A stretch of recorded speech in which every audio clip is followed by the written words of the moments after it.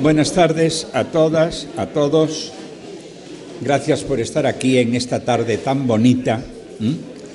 Y vamos a oír un tema que a mí me apetece mucho. Un tema que a mí me apetece mucho. Cuando yo tenía 17 años, que los tuve, eso de estudiar peritos en Vigo era sinónimo de estudiar en un sitio muy difícil y estudiar personas muy inteligentes. Se unían las dos cosas, un prestigio, digamos, inalcanzable. Yo después me fui a estudiar a Barcelona y bueno, pues muy bien, y volví, pero siempre estuvo por ahí el rumor, el sonido de fondo del prestigio en todo lo tecnológico de la Universidad de Vigo, en aquel momento Universidad de Santiago. Después ya industriales, después ya aparecieron los ingenieros de telecomunicaciones, que familiarmente le llamábamos los telecos. Pero menudos los telecos, menudos los telecos, las notas de corte y todas esas cosas, ¿no?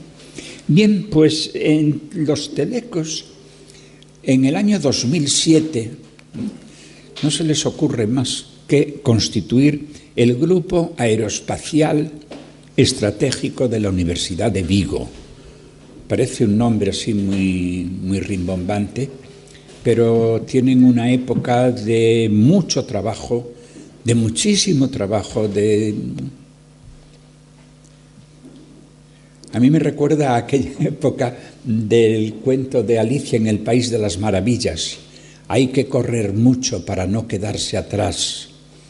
Corrieron mucho y de 2007 a 2012 colocan el primer satélite artificial en órbita. Era el primer nanosatélite lanzado en España.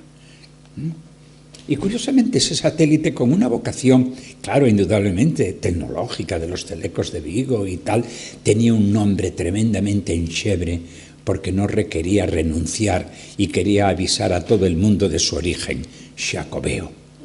¿Verdad que nos parece un nombre muy nuestro? Xacobeo. Siguieron en ese plan de tal forma que en un momento concreto el grupo de investigación se segrega una empresa que se llama Allen Space para relacionarse con la empresa, para dar otras medidas, pero siguen en este plan. Mirar, hoy, 27 de mayo de 2019, es tal la proyección internacional de este grupo que os diré. Un miembro de este grupo está en una universidad noruega formando parte del equipo que imparte un máster en aquella universidad, un equipo de profesores de distintas universidades europeas. Por otra parte, otro miembro hoy también está en el sur de Alemania, también participando en tal. Y nuestro conferenciante, Guillermo Lamelas, la semana pasada estaba en Washington. No se puede estar moviéndose así si uno es un chisgarabís en el mundo de la tecnología. Estas son pruebas indirectas de la promoción de este equipo de investigación y de trabajo. Y entonces aquí viene una cosa personal. Yo me siento muy orgulloso de ellos. Como profesor universitario que soy, como miembro que fui del equipo de gobierno de esta universidad, me siento muy orgulloso de que nuestra universidad, sea la de Coruña, sea la Universidad de Galicia, sea capaz de tener estos equipos de investigación que se promocionen en todo el mundo, que vayan tranquilamente a Noruega, que tal. Nos viene a hablar Guillermo Lamelas. Guillermo Lamelas, un apellido no muy castellano precisamente, también en Xebre. Nogueira de segundo. Nogueira de segundo, pues ya me diréis, pariente tuyo.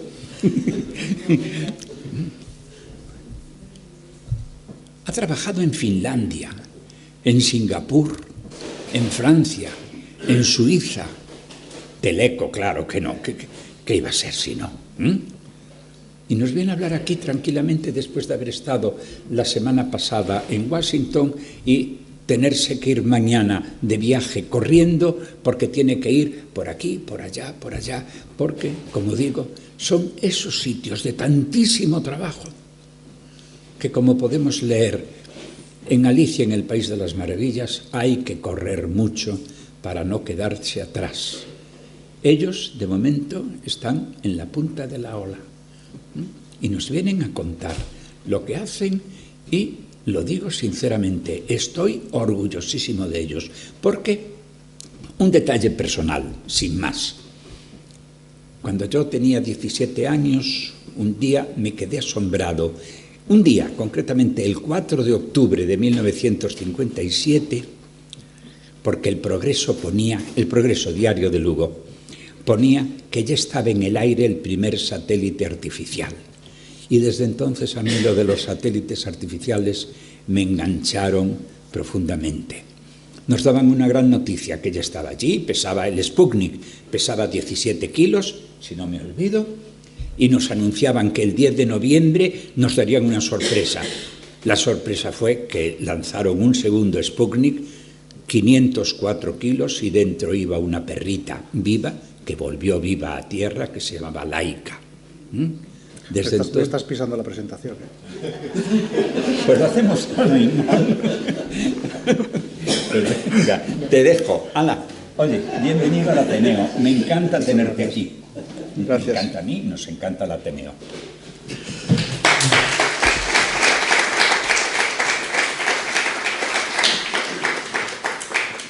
Bueno, no sé si se me escucha bien. Tengo que acercar. Sí, ¿no? Bien. Bueno, muchas gracias, Emilio. Gracias a todos por haberme invitado. Yo vengo en representación de mi equipo, de Alien Space, y vengo a hablaros de esto. No os habéis equivocado del lugar. Arte rupestre, vacas, todos quizás, pensando un poquito de imaginación, estrellas. Y la luna, quizás más imaginación todavía. Y es que el ser humano lleva miles de años soñando con el espacio. Quien no se ha quedado maravillado viendo las estrellas, ¿no? En alguna noche estrellada, o con las imágenes que hoy en día la tecnología nos trae del universo. El Sol, miles de millones de años, y hasta hace solo 500 pensábamos que giraba alrededor de la Tierra. Afortunadamente, muchas cosas han cambiado desde entonces. Hoy en día, todos sabemos, bueno, casi todos, ¿no? Hay quien todavía no se lo cree, ¿no? Que la Tierra es redonda y que junto con otra serie de planetas, satélites también, giran alrededor del Sol. Sin embargo, no fue hasta finales del siglo XVIII cuando el hombre consiguió volar, hacer realidad el viejo sueño de volar.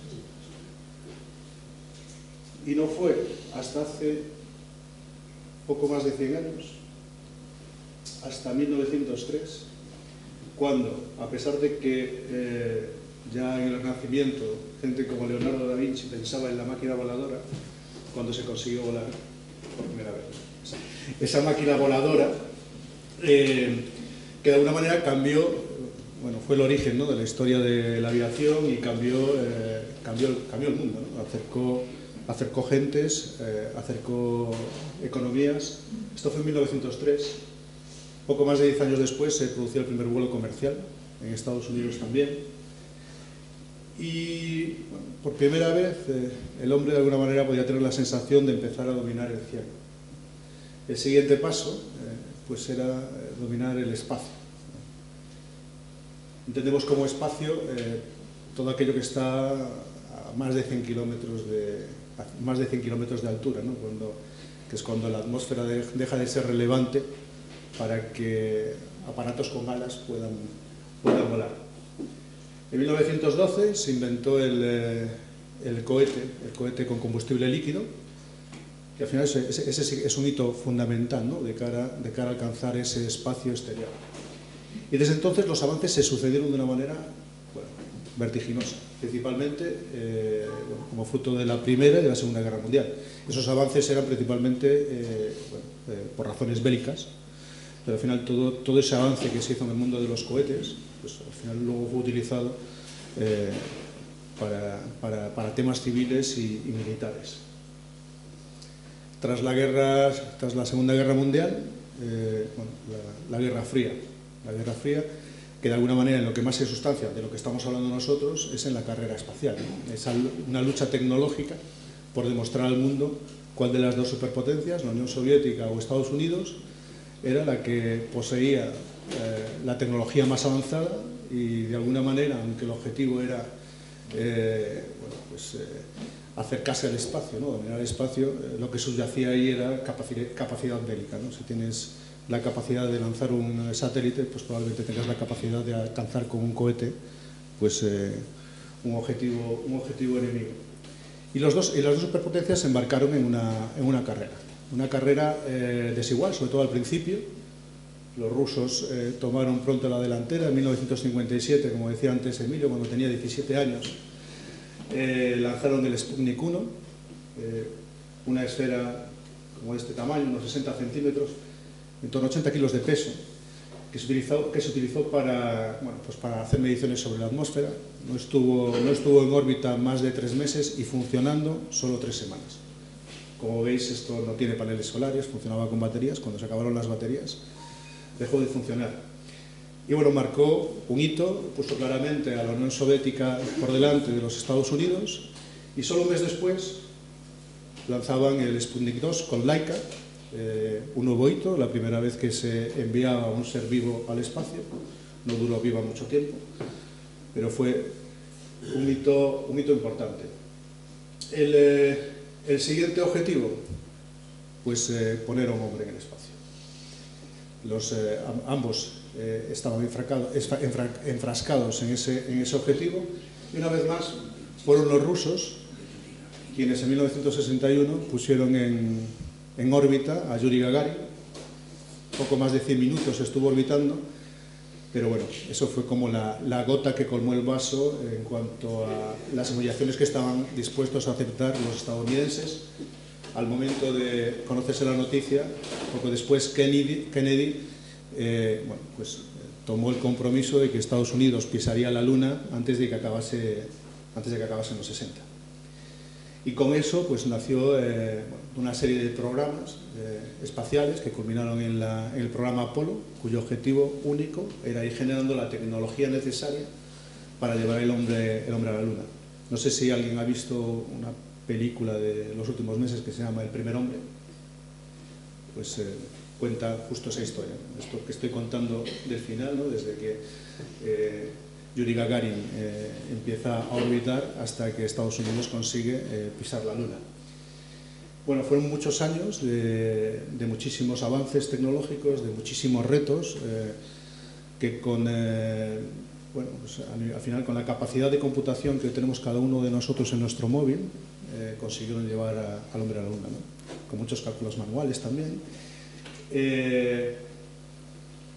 Con toda esa carrera por parte de Estados Unidos, que se llevó casi el 4% del presupuesto nacional durante esos años, más de 100.000 millones de euros de hoy en día destinados a llevar al hombre a la Luna, bueno, pues por primera vez se consiguieron poner por delante. Y en 1968 el Apolo 8 consiguió por primera vez llevar al hombre a orbitar la Luna. Todavía no se había pisado la Luna. Y bueno, y poco después, en 1969, justo antes de que cumpliese el plazo dado por Kennedy, pues el hombre por fin pisó la Luna. Y pisar la Luna, bueno, pues todos nos acordamos de esa frase, ¿no? Un pequeño paso para el hombre, un gran salto para la humanidad. Lo que supuso fue una serie de avances tecnológicos sin precedentes y una velocidad que no se había producido antes, que a día de hoy siguen afectando de una manera muy importante nuestras vidas, y probablemente, vamos a ver ahora un vídeo, un cambio de mentalidad, ¿no? Por primera vez a nivel planetario empezó a haber una consciencia muchísimo más clara de que todos estábamos en el mismo sitio, ¿no?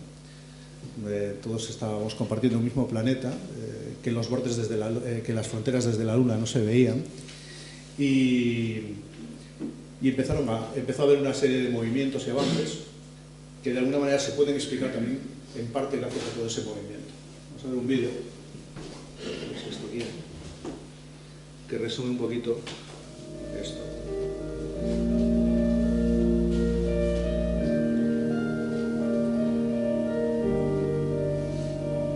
Space is a $300 billion industry worldwide. NASA is actually a tiny percent of that. Interesting how small a percent NASA is to the total world spending of space. That little bit, however, is what inspires dreams. Every corporation in here with representatives to this conference, if you ever even touch a science mission, you lead off with that in your quarterly reports, in your annual reports. Because it inspires, it is the act of discovery that empowers nations in the world to undertake these activities. We know this.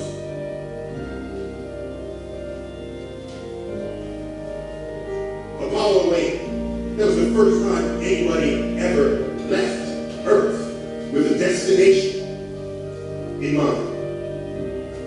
Yeah, figurated around the moon. The photo of Earth rising over the lunar landscape. We all know it. ¿Pueden leer bien los subtítulos? Earth rise over the moon. ¿Se leen bien los subtítulos? There was Earth, seen not as the map maker would have you identify it. No, the countries were not color-coded with boundaries. It was seen as nature intended it to be viewed. Oceans, land, clouds. We went to the moon, and we discovered Earth. I claim we discovered Earth for the first time.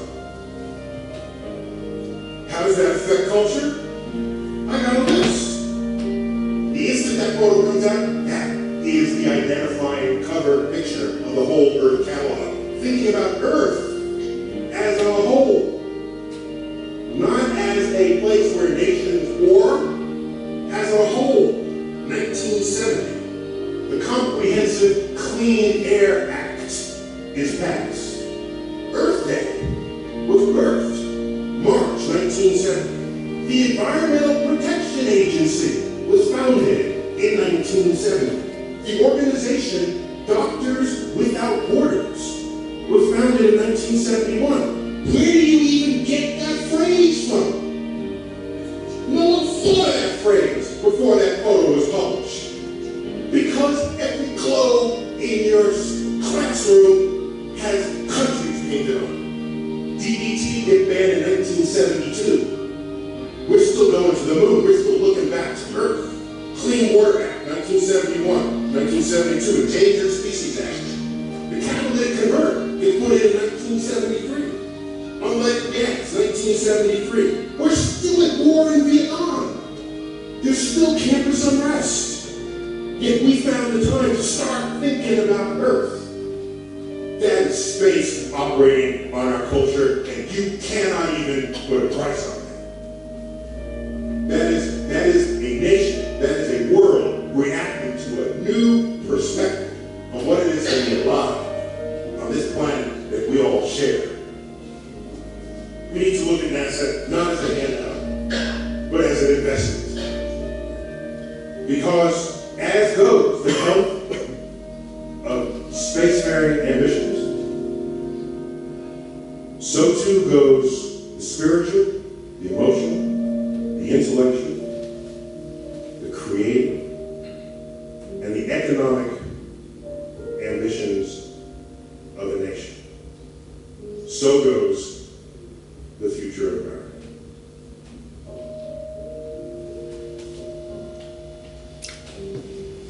Bueno, la razón de ser de este vídeo, contaba un poquito lo que yo contaba antes, ¿no? La razón de ser de este vídeo es que una vez conseguido llegar a la Luna, hubo 6 misiones más tripuladas que consiguieron poner, bueno, de esas 6, 5 consiguieron poner el pie en la Luna, una fue la Apolo 13, la de Houston tenía un problema, consiguieron llegar, pero no pudieron pisarla.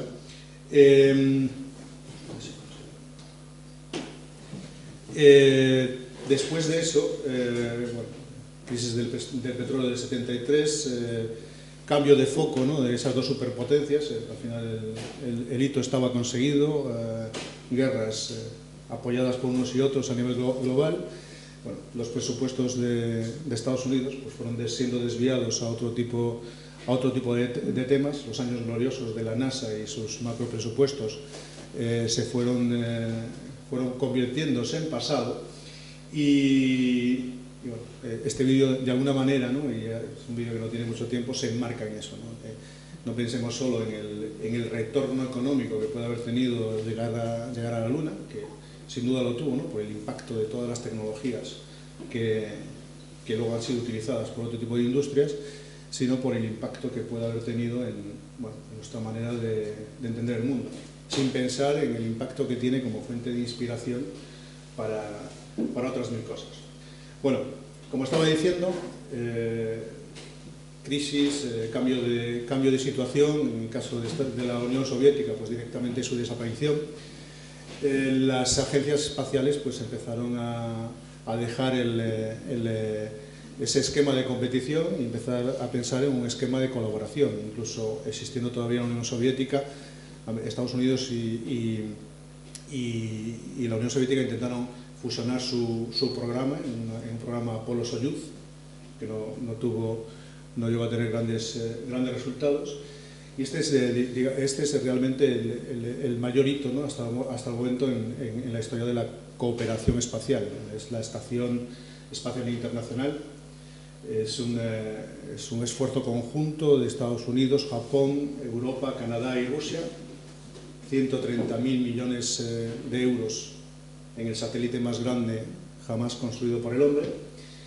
Y bueno, si algo nos puede hacer pensar esto, es que el espacio puede aportar muchísimas cosas, pero el espacio hasta hace poco solo estaba al alcance de grandes superpotencias o de entidades con presupuestos masivos.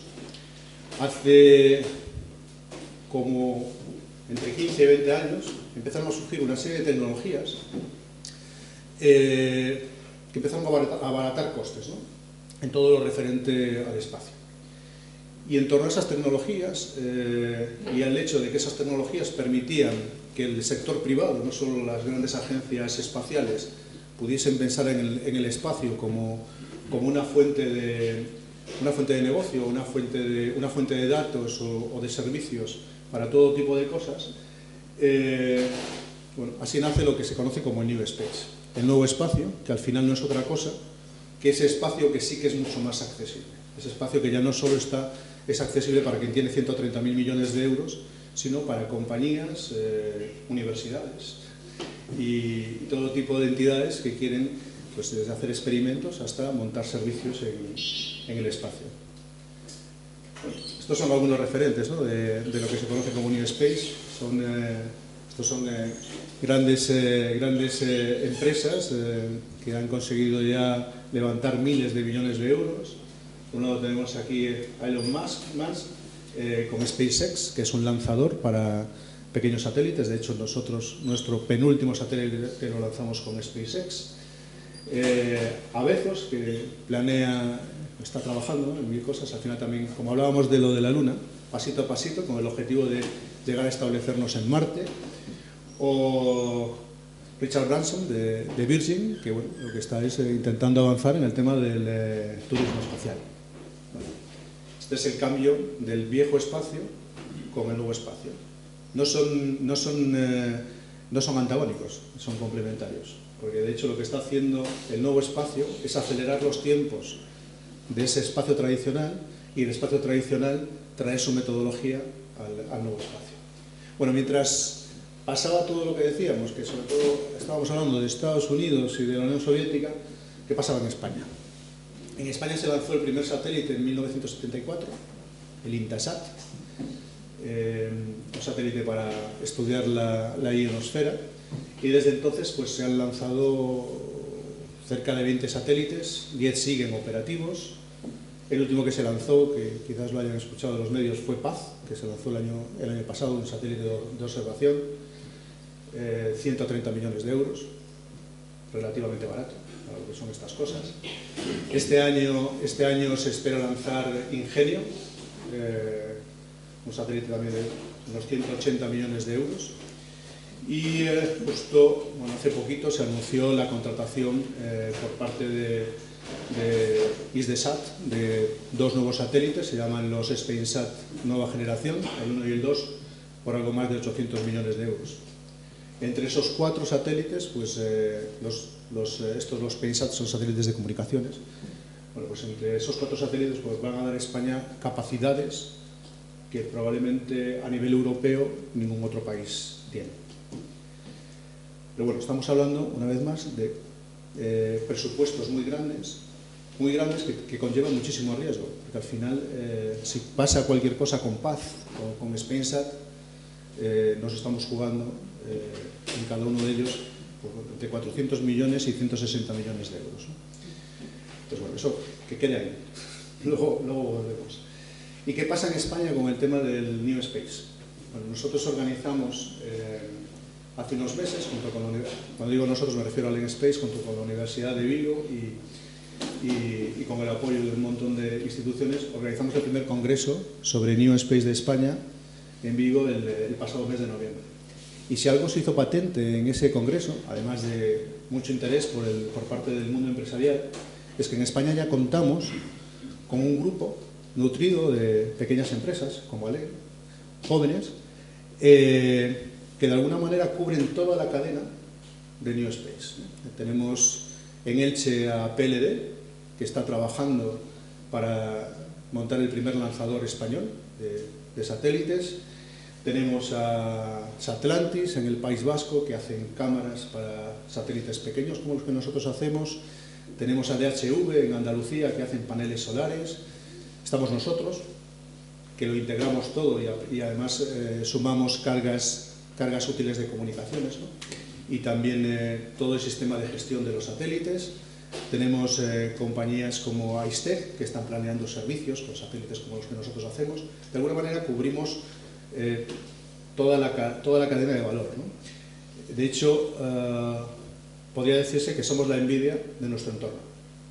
Muchos países, Reino Unido, Polonia, Francia, Luxemburgo, Suecia, están apostando de una manera muy clara por el New Space, como una carrera, una mini carrera espacial, ¿no? Por ser quien de alguna manera mejor se posiciona de cara a tomar todas las posibilidades que es toda.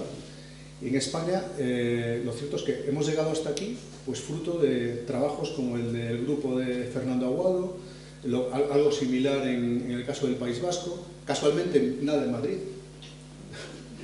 porque al final todas estas empresas son globales, es decir, nacen donde están y están donde los ingenieros que quieren tirar de esto para adelante quieren estar, ¿no? Y ese es un caso clarísimo de Allen Space.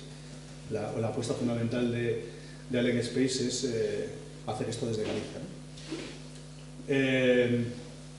Y bueno, si algo se vio clarísimamente en este congreso es que contamos con mimbres muy interesantes.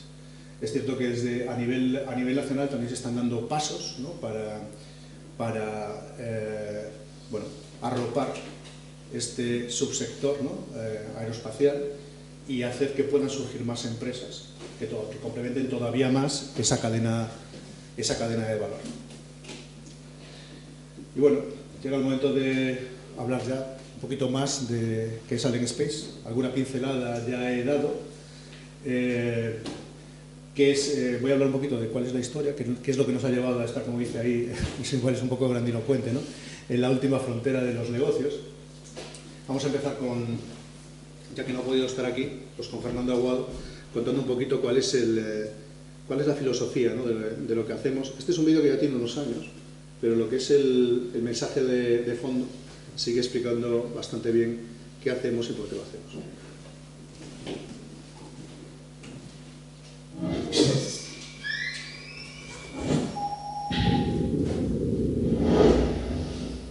Para nosotros todo empezó hace 20 años.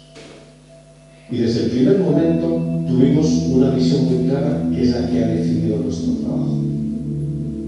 Queremos hacer las cosas mejores de lo que son. Así, en el año 2008 nos propusimos el reto de llevar más allá el concepto CubeSat. Y lo hicimos.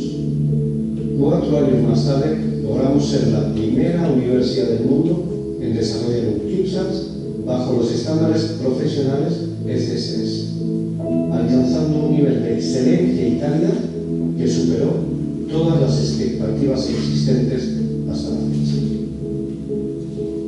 Más tarde, en el año 2013, hicimos realidad el proyecto CubeSat y con él el concepto de democratización del espacio, ya que es el primer satélite del mundo auspiciado por la Oficina de Espacio de Naciones Unidas y promueve la cooperación internacional y el uso pacífico del espacio.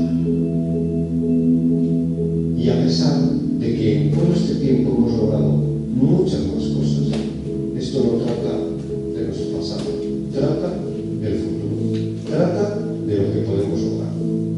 Mejorar lo existente requiere de una gran responsabilidad y para nosotros significa ofrecer un nivel de calidad excepcional, un menor tiempo de desarrollo y sobre todo un coste extremadamente eficiente. Porque estos son nuestros valores y por eso ofrecemos soluciones finales, permitiéndonos el desarrollar soluciones increíblemente intuitivas, fiables y sobre todo sencillas de utilizar, sin importar cuál sea su aplicación. Y es que esto trata de que juntos podemos hacer las cosas mejor.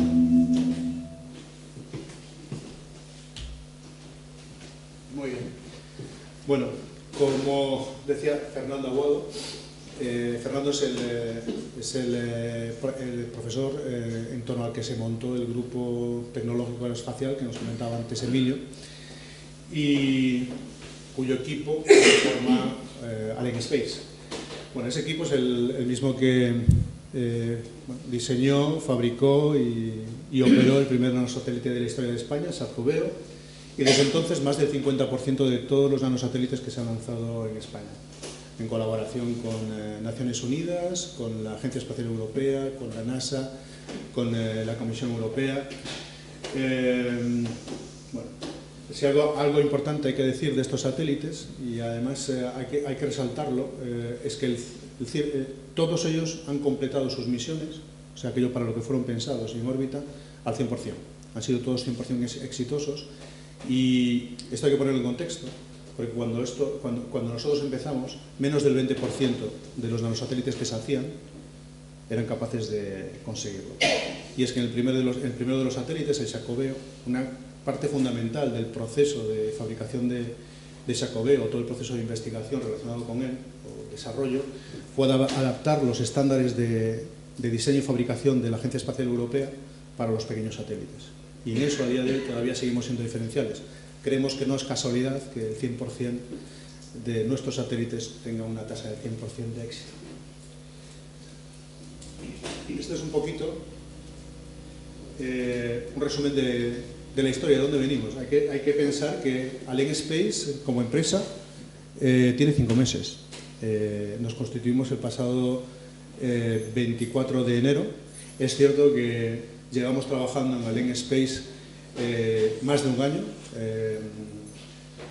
pero al final lo que Allen Space lo que hace es aunar toda la experiencia y el conocimiento desarrollado durante todos estos años en la Universidad de Vigo y la tecnología desarrollada dentro de este equipo para llevarlo al mercado.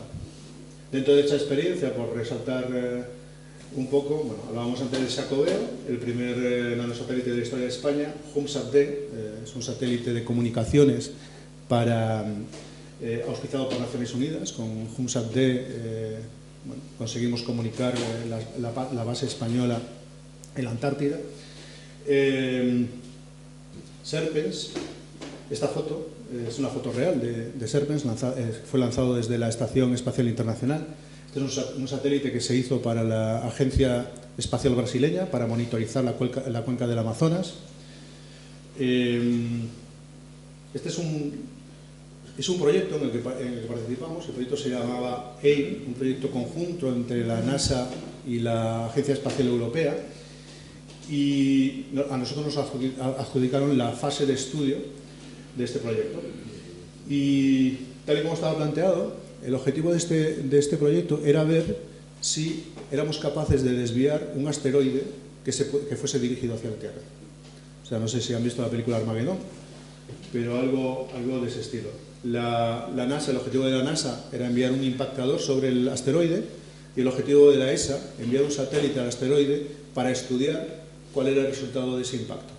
Y dentro de ese satélite de la ESA más grande iban a ir dos satélites pequeños, que son en los que nosotros trabajamos, cuyo objetivo era acercarse todavía más al asteroide y poder tener datos mucho más precisos.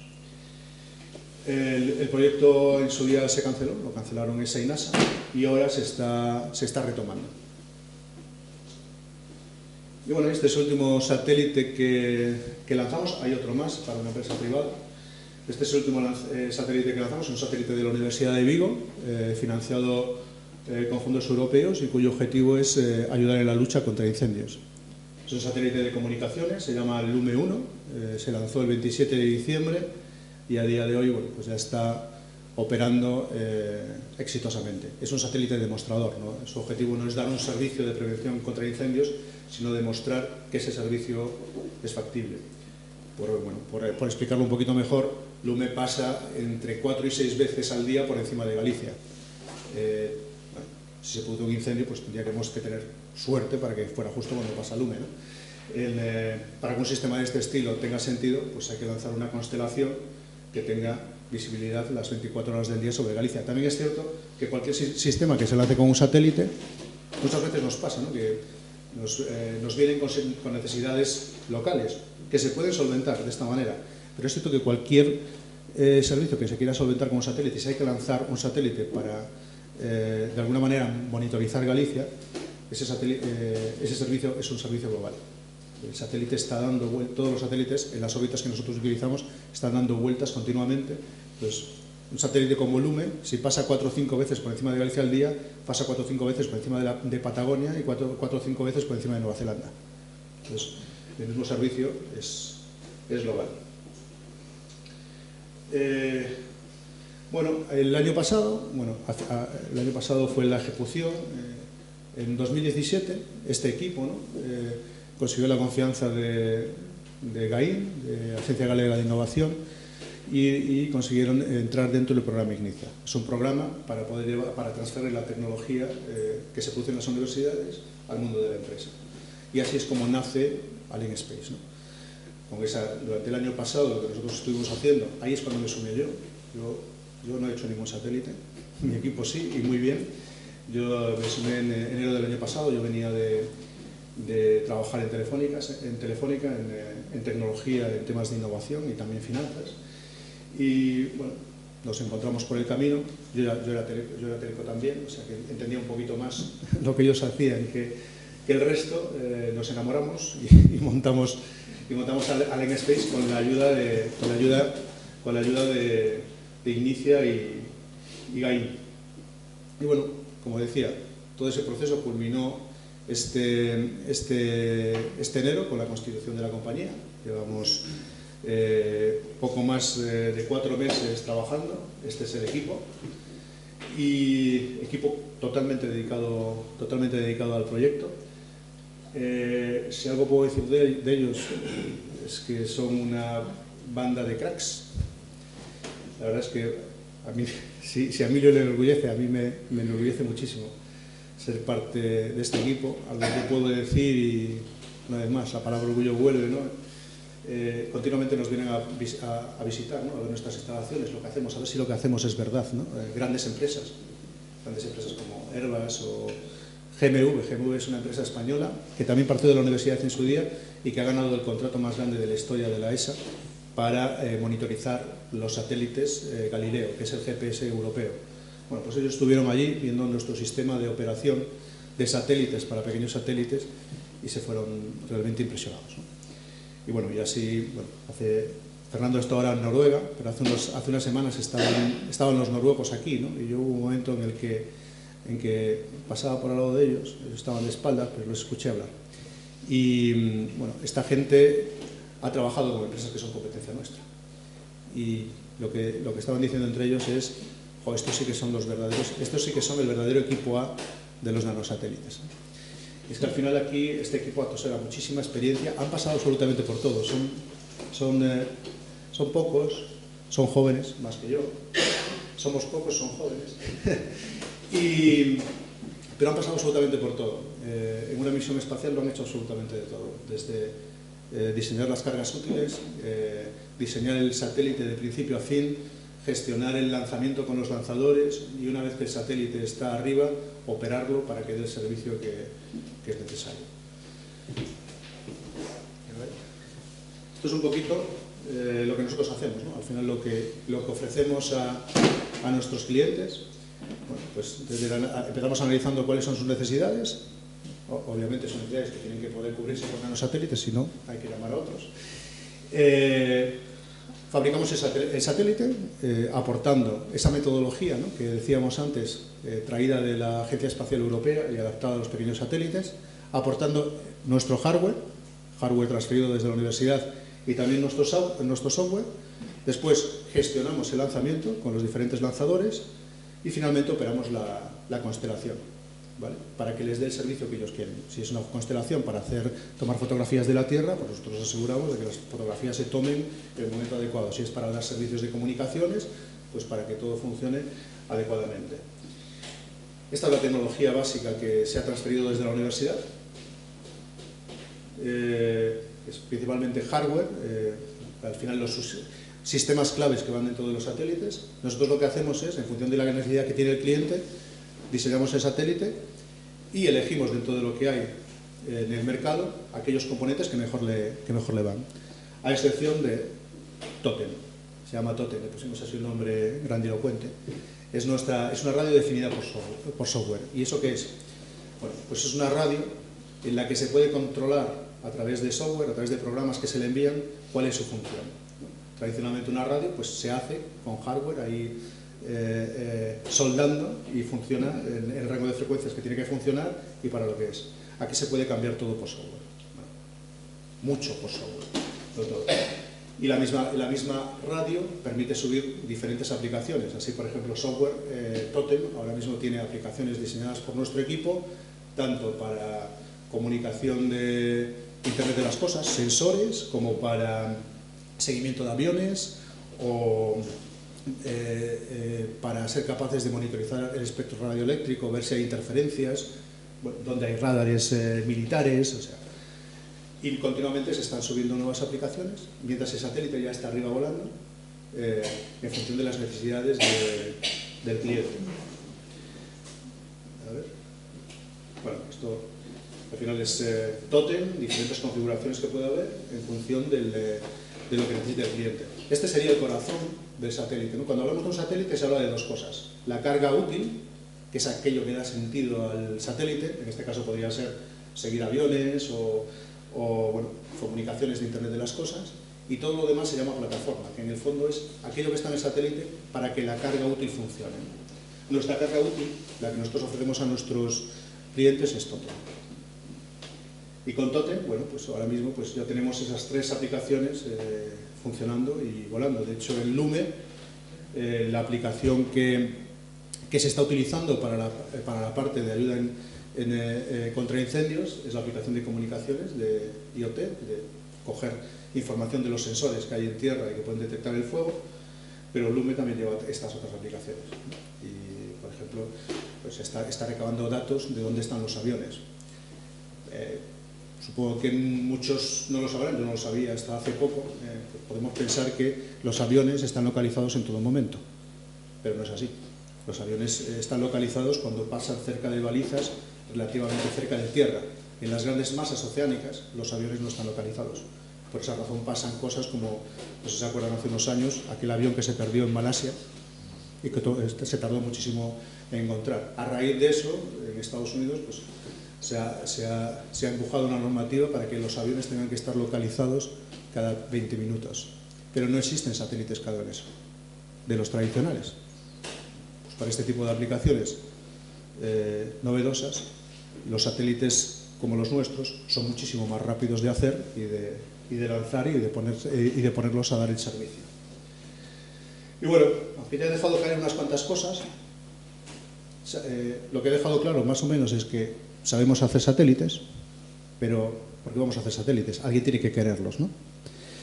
Y bueno, si algo está claro es que durante los últimos años las necesidades van cambiando y cada vez los datos y servicios desde satélite, bueno, son más necesarios y se utilizan más en el día a día, pues, tanto para mejorar la vida de la gente, haciendo mejores previsiones climáticas, como para mejorar ayudar al mundo de la empresa.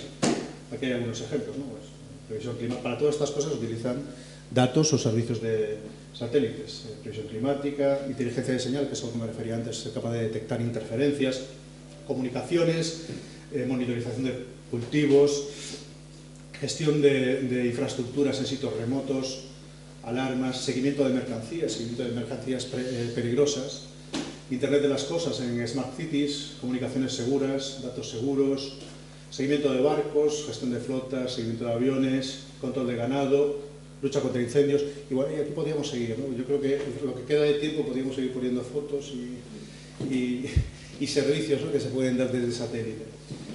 Pero hasta hace poco, y en línea con lo que hablábamos al principio de la conferencia, este tipo de servicios solo se podían dar con satélites, los que nosotros llamamos convencionales, ¿no? Estos satélites en un coste razonable de entre 100 y 300 millones de euros, y lo más importante, con tiempos de desarrollo de entre 5 y 15 años. O sea, desde el momento en que tienes una necesidad hasta que hay un satélite ahí arriba que puede solventártela, pueden pasar 15 años. Y no solo eso, ¿no? Para cuando se lance ese satélite, habiendo pasado 15 años, la tecnología que sube ese satélite está toda obsoleta, porque no te la puedes jugar. Si te ha costado 300 millones, una vez que está allá arriba, no va a haber ningún técnico que pueda subir a arreglar lo que esté mal. Los nanosatélites, de alguna manera, cambian las reglas del juego. No por ser pequeños, sí por ser mucho más baratos. Estamos hablando de... yo les pongo un nanosatélite en casa por $500.000 de euros, incluso menos. Pero la parte más importante es el menos de un año. En menos de un año, desde que se detecta la necesidad, el nanosatélite puede estar dando servicio. Y esa es la gran diferencia entre los satélites convencionales y los nanosatélites. Hay más diferencias, ¿vale? Y es que cuando operan en constelaciones, constelación es una red, ¿no?, de nanosatélites, es enviar un conjunto de nanosatélites orbitando la Tierra, que funcionan entre todos como un sistema, ¿no? Como hablábamos antes del caso del UM1, pasa entre 4 y 5 veces por Galicia al día. Si lanzas 6 satélites, pues a lo mejor tienes una visita cada hora. Si lanzas 70 satélites, tienes visión sobre Galicia a las 24 horas del día. Esos 70 satélites, esos 10 satélites, depende del servicio, se llama una constelación. Es un grupo de satélites coordinados. ¿Qué permite el tema de las constelaciones? Pues dar nuevos servicios que no existen. Pongamos el ejemplo de lo que hablábamos ahora, del seguimiento de aviones. Eso no existe. No lo hay con los satélites tradicionales. Bueno, pues en un año puedes tener un servicio a nivel global haciendo seguimiento de aviones. Aportan algo muy importante, que es resiliencia. Y este palabra lo que significa es que al tratarse, el sistema ya no es el satélite convencional, es paz. Si a paz le pasa algo, los 180 millones de paz, adiós. En el caso de una constelación, si a un nanosatélite le pasa algo, el resto de la constelación asume el servicio. De hecho, se están lanzando ya constelaciones y, bueno, quienes las están lanzando tienen siempre nanosatélites de repuesto por si pasa algo. Porque al final el repuesto aquí no cuesta 180 millones, cuesta $500.000 de euros. Y lo tienen ahí. Cuesta $500.000 de euros si estás haciendo uno solo, pero si lo estás haciendo en serie, el repuesto igual te cuesta 150.000 euros. Entonces, a nivel de sistema es muchísimo más seguro. Y por último, el tema de la actualización. Esa constelación los nanosatélites están pensados y diseñados para tener unas vidas útiles mucho más cortas, 3 años. Que podría decirse, pues 3 años, me gastarme ese dinero 3 años. Bueno, primero, acordémonos de que no hablamos de 180 millones de euros, que hablamos de medio millón. Para mí es mucho, pero para quien se gasta 180 no tanto. Al cabo de 3 años, los nanosatélites que van finalizando su vida útil son sustituidos por nuevos nanosatélites. Pero a la velocidad que avanza la tecnología, eso lo que permite es que esas empresas que están dando el servicio tengan siempre ofrezcan a sus clientes siempre un servicio que es estado del arte. Al final, ¿de qué me sirve a mí tener un nanosatélite que dure 6 años en vez de 3, cuando al cabo de los 3 años ya puedo poner un satélite que a lo mejor tenga 5 veces más capacidad que ese, ¿no? Pensemos en nuestros móviles. ¿De qué me sirve que dure el móvil 20 años? Absolutamente nada, ¿no? Es un poquito por ahí van las cosas. ¿Y qué es lo que hace que los nanosatélites sean mucho más baratos? ¿Vale? Primero, se lanzan a órbitas LEO. LEO son órbitas muy bajas. Son órbitas que están entre los 500 y los 2000 kilómetros de altitud. Están por encima de la Estación Espacial Internacional, en cualquier caso. ¿Qué tiene eso como consecuencia? Primero, el lanzamiento es más barato. Segundo, está más cerca de la Tierra, tiene que gastar menos potencia para comunicarse con la Tierra. Tercero, recibe mucha menos radiación solar, con lo que los componentes que se utilizan no tienen que estar tan protegidos. La protección implica precio y además implica peso, con que el lanzamiento es todavía más caro. Esas son algunas de las cosas que hacen que los nanosatélites puedan ser más baratos. Otro tema que tiene un impacto clave en el hecho de que sean más baratos. Hace unos 20 años se desarrolló un estándar que se llama el CubeSat, el satélite cubo. En el fondo es un estándar que plantea los satélites como cubos de 1 unidad, 2 unidades, 3 unidades. Puedes apilar tantos como quieras. Hace unas semanas estábamos en un congreso en Málaga y hablaban de satélites de miles de unidades, ¿no? Y decíamos, pues eso ya, llamarle pequeño satélite. ¿Qué tiene esto de ventaja? Estos cubos están estandarizados, con lo que los lanzadores están preparados para acoplarlos a los cohetes de una manera muy rápida y mucho más barata. Y por otra parte, los subsistemas son las diferentes tarjetas y tecnología que lleva dentro, también están estandarizados, con lo que hay muchos fabricantes que hacen cosas muy diversas. Esto tiene un doble efecto. Por un lado, baja el precio de esos subsistemas y por otro lado, esos subsistemas están evolucionando muchísimo más rápido. Cada día están saliendo nuevos subsistemas que nos permiten hacer nanosatélites mejores. Con lo que, al final es como un círculo virtuoso que hace que todo esto evolucione muchísimo más rápido que el espacio convencional. ¿Vale? Bueno, otra de las razones por las que estamos aquí, y al final desde Gaín dijeron, oye, pues vamos a apoyaros y puede haber un sentido, ¿no?, de negocio detrás de esto, ¿no?, porque al final la idea es poder retornar a la universidad y a través de la universidad también a Gaín para que pueda invertir en otros proyectos de este estilo, poder retornar el dinero que se ha apostado, ¿no?, en esa transferencia de tecnología. Cuando nosotros lanzamos Xacobeo, del que hablamos antes, en 2012, menos de 50 satélites de ese estilo se lanzaron en todo el mundo. Para los próximos 5 años, y esto está actualizado de principios de este año, se espera que se lancen más de 2.800. Y estas son las previsiones más conservadoras. De hecho, estas previsiones están hechas en base a anuncios ya realizados por empresas. Hay otras previsiones que multiplican esto por 10, por 15. Cuando nosotros empezamos el año pasado, ¿no?, de la mano de, como decía antes, del programa Ignicia, y cuando yo me sumé, teníamos muy claro, ¿no?, que la tecnología la teníamos. Teníamos muy claro que teníamos el equipo. Dos cosas fundamentales. Sin esas dos no había nada. Pero donde teníamos dudas era en el mercado. Todo apuntaba a que sí, ¿no? Pero bueno, no deja de ser espacio, no deja de ser algo complejo, algo que mucha gente no entiende, que las empresas lo ven muy lejos. Y nos planteamos dentro de nuestro plan de negocio, ¿no?, aquel que presentamos a potenciales inversores. Nosotros estamos buscando inversión, así que si tienen ahí unos euros, acuérdense. En el que planteamos a potenciales inversores, siempre nos planteamos unos ciclos de venta, el tiempo desde que contactas con un potencial cliente hasta que consigues vender, de en torno a 1 año y medio, 2 años, ¿no? Bueno, la verdad es que llevamos 4 meses desde que nos constituimos que no paramos. Los que no paremos de vender. estamos sentando las bases, ¿no? Pero no paramos de presentar propuestas a petición de empresas. Lo que nos hace pensar que esa duda que teníamos, no teníamos dudas sobre si iba a haber mercado, teníamos dudas sobre cuándo iba a estar ese mercado. Si ese mercado iba a estar dentro de un año, dentro de 2 o dentro de 3, ¿no? Porque si llegaba dentro de 3, igual nosotros ya no estábamos vivos. Pero lo que nos están diciendo estos 4 meses es que el mercado está ahí.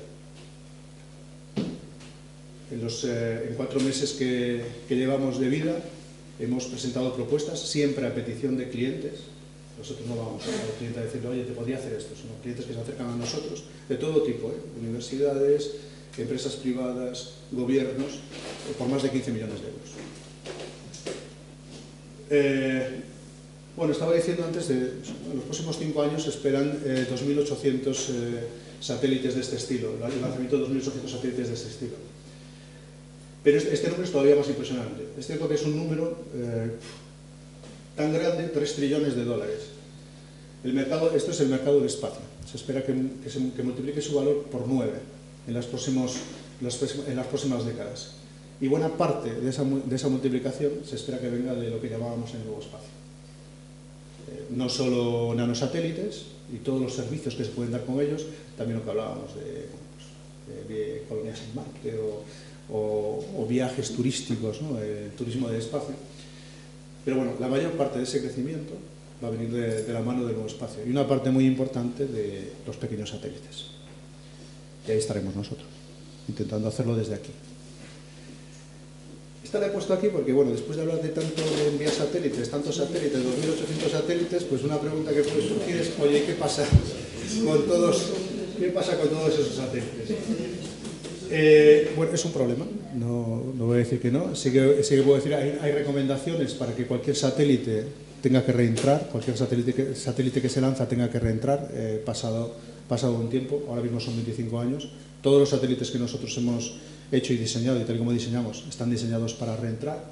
Está habiendo muchísimo movimiento, ¿no? A nivel tecnológico de cómo evitar que esto pase, ¿no? Están surgiendo empresas o investigaciones para hacer recolectores de basura espacial, están saliendo sistemas de propulsión que hagan que el satélite no se quede ahí 20 años, sino que el momento que acabe su vida útil, pues su último suspiro sea pues empujarse hacia abajo. Está habiendo un avance importante en todo esto porque se espera que sea un gran problema. Nosotros ya estamos dando nuestros pasitos, por lo menos en la parte de diseño, porque para pequeños satélites esa parte de propulsión pues todavía está un poco en pañales. Cuando digo está en pañales, esto quiere decir que en 6 meses probablemente lo tengamos, porque aquí va todo muy rápido, pero está dando sus primeros pasos.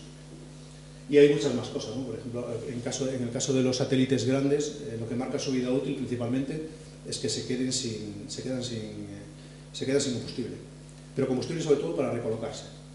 Entonces, está investigando incluso en los satélites para poder rellenarles, ¿no? Para poder hacer de estaciones de servicio para que puedan aumentar su vida útil. Está habiendo muchísimo movimiento en torno a todo lo que tiene que ver con el espacio y el nuevo espacio. Y bueno, esto es un poquito lo que somos. Ha sido un largo camino, ¿no? Hasta aquí, 11 años con un equipo trabajando muy duro. El camino que nos queda todavía es más largo, pero bueno, estamos muy ilusionados. La verdad es que también muy agradecidos porque contamos con mucho apoyo y muy bueno y con una relación privilegiada con la Universidad de Vigo, ¿no? La razón para mí fundamental de estar aquí, no digo aquí, sino de estar en Galicia, para mí la fundamental es que soy aquí y ya tenía ganas de volver, ¿no?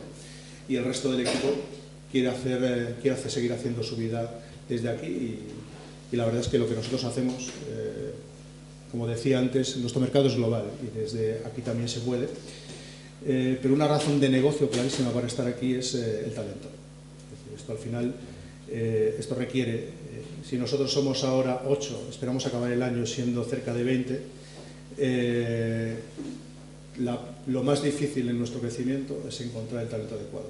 Y al menos hasta el momento la Universidad de Vigo, en la parte tecnológica, pues se ha mostrado como una fuente de talento inmejorable, ¿no? Es una apuesta muy clara, una apuesta que que sustanciamos en una colaboración muy, muy cercana.